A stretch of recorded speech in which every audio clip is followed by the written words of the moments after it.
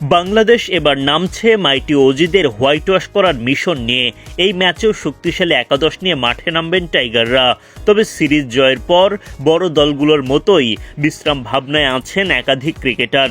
এরই মধ্যে আবার তৃতীয় ওয়ানডের দলে যুক্ত হয়েছেন শেখ মেহেদী হাসান, যেটা দিচ্ছে পরিবর্তনের ইঙ্গিত। এর বাইরে পেসারদের ওয়ার্কলোড ম্যানেজমেন্টের বিষয়টিও মাথায় রাখতে হচ্ছে। সব মিলিয়ে সিরিজের তৃতীয় ও শেষ ওয়ানডেতে কেমন হতে পারে বাংলাদেশের সেরা একাদশ, সেটাই দেখে নেওয়া যাক একে একে। অস্ট্রেলিয়ার বিপক্ষে ইতিহাস গড়ে সিরিজ ইতোমধ্যেই নিজেদের করে নিয়েছে বাংলাদেশ। প্রথমবারের মতো অজিদের বিপক্ষে ওয়ানডে সিরিজ জয়ের পর এবার লক্ষ্য হোয়াইট ওয়াশ। এই ম্যাচে ওপেনিংয়ে থাকছেন সৌম্য সরকার ও তানজিদ হাসান তামিম।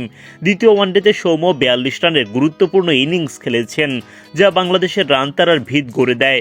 সরকারের ব্যাটে এবার ভক্তদের প্রত্যাশা আরও বড়। 3 নম্বরে নাজমুল হোসেন শান্ত সিরিজের প্রথম ম্যাচে 67 রানের নক, পরের ম্যাচে করেন 41 রান।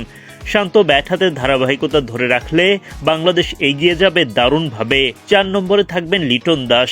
গেল ম্যাচে ভালো শুরু পেলেও ইনিংস বড় করতে পারেননি তিনি। বড় ইনিংস না এলেও মিডল অর্ডারে তার অভিজ্ঞতা এখনও বাংলাদেশের অন্যতম বড় ভরসা। মিডল অর্ডারে লিটনের সঙ্গী হয়ে থাকবেন তাওহিদ হৃদয়। সিরিজ জয়ের ম্যাচে চাপের মুহূর্তে মিরাজকে নিয়ে দলকে জয়ের বন্দরে পৌঁছে দিয়ে দারুণ অবদান রাখেন তিনি। দুর্দান্ত কামব্যাক করা মোসাদ্দেক হোসেন সৈকত শেষ দিকে দলের রানের গতি বাড়াবেন। ব্যাট বল দুই বিভাগেই তিনি ভারসাম্য এনে দিতে পারেন। সিরিজ জেতার ম্যাচে মাথায় চোট পান অধিনায়ক মেহেদী হাসান মিরাজ, ফলে এই ম্যাচে তাকে বিশ্রাম দেওয়ার সম্ভাবনা রয়েছে। সেক্ষেত্রে অলরাউন্ডার হিসেবে একাদশে জায়গা পেতে পারেন শেখ মেহেদী হাসান। অফ স্পিনের সাথে নিচের দিকে কার্যকর ব্যাটিং করার সামর্থ্যও আছে তার।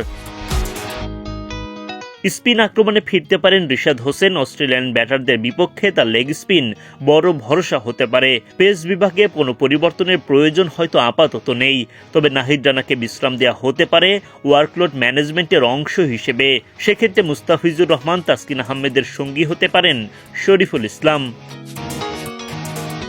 ইতিহাস গড়ে সিরিজ তো জিতেই গেছে বাংলাদেশ। এবার প্রশ্ন একটাই, মিরপুরে কি অস্ট্রেলিয়াকে হোয়াইট ওয়াশ করে আরও বড় ইতিহাস লিখতে পারবেন টাইগাররা?